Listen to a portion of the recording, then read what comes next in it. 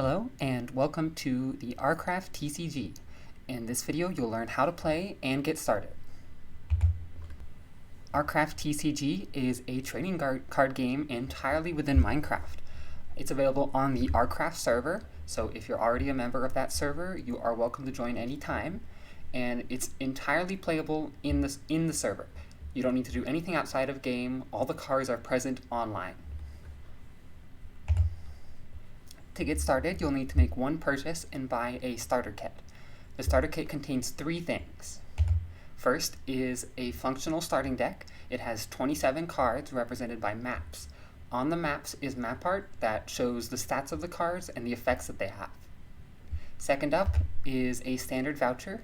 You can redeem this at the TCG hub to get a free booster pack. And lastly is 20 Kami coins.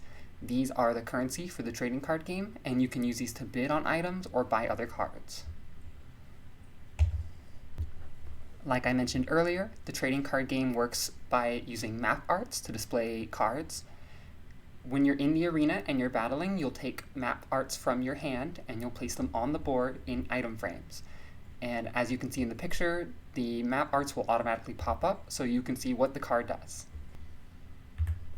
Cards are divided into three different categories. First up is creatures. These cards usually have an attack stat. Next up is structures. These structures usually generate mana for you. And lastly are instants. They do a single specific effect and then are immediately removed from play. There are two different ways to win in OurCraft TCG. The first way is by getting your opponent's life to reach 0. And the second way is if your opponent attempts to draw a card, but they can't because they've already drawn through other cards and their draw pile is empty. To get started for a game of OurCraft TCG, you have to clear the board except for the Kingdom card. This is a card that doesn't go in your deck. Instead, it starts the game on the field and remains in the arena for future matches. Next, you set your life to 5, and then you draw 5 cards. This is your starting hand. When it's your turn, the first thing you do is draw 1 card from your deck. Next, you untap all cards you control. All cards can be tapped or untapped. If they're untapped, then they face upright, and if they're tapped, they face to the right. Whenever you use a card that has an effect that you're able to do once a turn, you move it from the upright position to the right position, and that's called tapping them. At the start of all of your turns, you untap your cards, moving them back to the upright position. This means that you can use them again. And then the final step is gaining mana from your structures. All structures usually have a mana generation stat associated with them, so if you had an Iron Mine and a Kingdom at the start of your turn, you would have 3 mana to use for that turn. As a side note, player 1 does not draw 1 card on their first turn.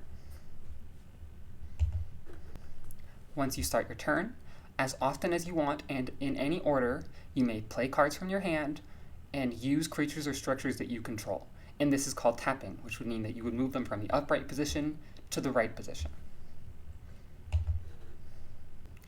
Once you've finished playing cards and using cards that you control, you can end your turn.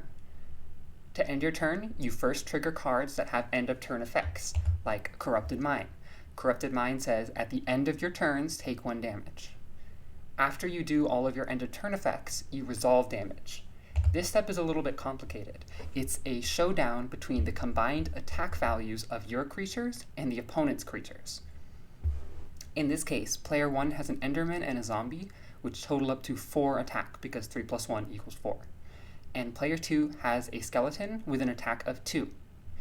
If player 2 ends their turn, and this is what the board looks like, player 2 takes 2 damage because 4 minus 2 is 2.